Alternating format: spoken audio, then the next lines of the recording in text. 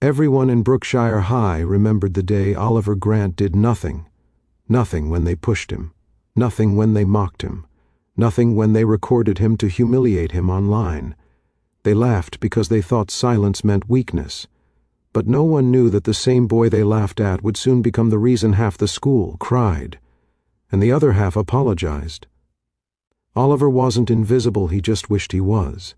At 17, with messy chestnut hair and an old backpack stitched 3 times at the bottom, he looked like someone life had pushed around more times than the bullies ever could.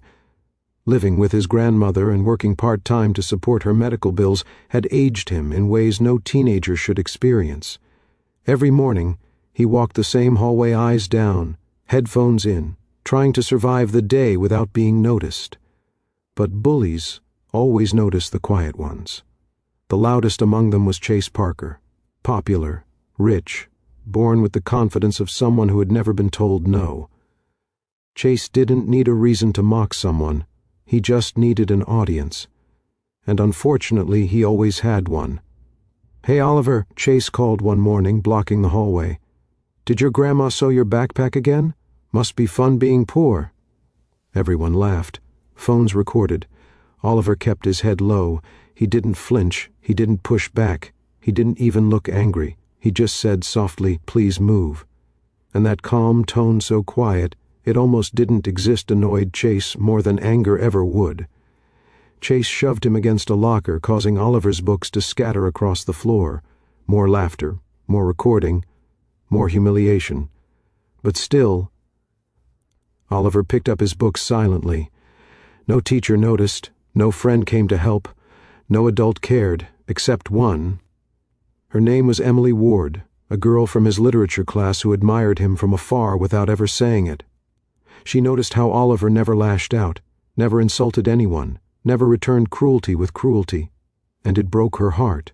"Oliver," she whispered as she knelt beside him to help gather his papers, "why don't you ever stand up for yourself?" Oliver didn't hesitate. "Because they're hurting too, just in different ways." Emily blinked.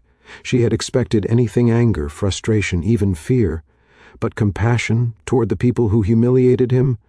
No one talked like that. Yet Oliver did. What she didn't know was that Oliver had learned kindness the hard way. His parents left when he was 6. His grandmother raised him alone, teaching him that kindness was the only thing that didn't require money to give.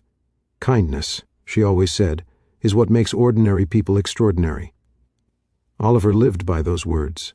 But life was about to test him. A week later, Brookshire High held its annual talent show. Chase, who loved attention, performed every year, usually lip-syncing something dramatic. This year he planned an elaborate dance performance. Oliver, surprisingly, signed up too. No one believed it. The quiet boy, the bullied kid, the one who barely spoke, what's he gonna do? Chase smirked. Cry on stage? The rumor spread. Students waited eagerly, not for the show but for Oliver's humiliation. Even Emily begged him not to go through with it. "What if they laugh again?" she asked gently. "They probably will," Oliver replied. "But someone out there might need this, and I don't want to live my life too scared to try." He said it so calmly, Emily felt something inside her shift admiration mixed with sadness. Talent show night arrived. The auditorium filled with parents, teachers, and students eager for entertainment. Chase performed first. Loud music, flashy lights, expensive outfit. He received the applause he expected. Then came Oliver. He stepped onto the stage holding a small wooden box. People whispered. Some chuckled. A few openly mocked him.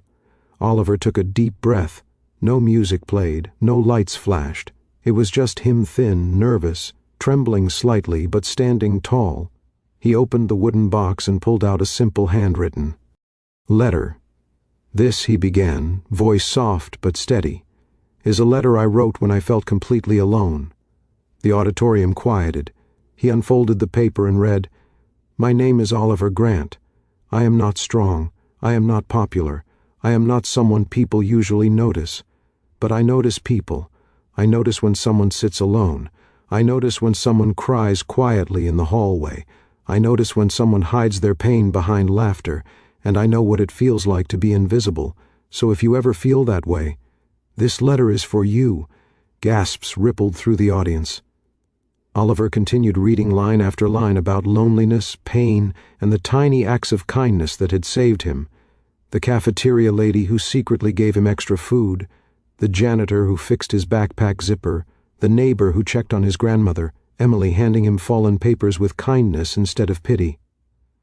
"I wrote this because kindness saved me, and I hope it can save someone else too." His voice cracked slightly, but he kept going. "If you ever see someone struggling, don't laugh, don't record it. Don't make them feel smaller than they already do. Give them kindness instead. Even one small act can change someone's whole day, maybe even their whole life." Silence filled the room. Oliver closed the letter, placed it back into the box, and bowed his head. There was no music, no dramatic ending, just pure, painful truth. For the first time, the room didn't laugh. The first person to stand was Emily, clapping with tears in her eyes. Then a few more. And then the whole auditorium stood up, applauding so loudly that it echoed through the building. Chase's smirk faded, the confidence drained from his face. He had never received such genuine applause, and he knew it wasn't for a performance. It was for courage, honesty, kindness. The next morning, something unusual happened. Chase approached Oliver, not to mock, not to threaten, but to apologize. Sorry," Chase muttered, eyes lowered. "I didn't know, I didn't understand." Oliver looked at him, not with bitterness, but with the same quiet kindness he always carried. "It's okay," he said. "You can be better now." And for once, Chase nodded. That moment changed everything. Oliver wasn't invisible anymore.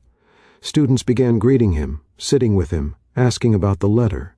Some confessed their own struggles. Others apologized for laughing. Brookshire High transformed, not overnight, but slowly, steadily, because of one boy who refused to fight hate with hate. Emily walked beside him, proud and grateful. "You spoke so softly," she said one afternoon, but somehow it was louder than all the laughter.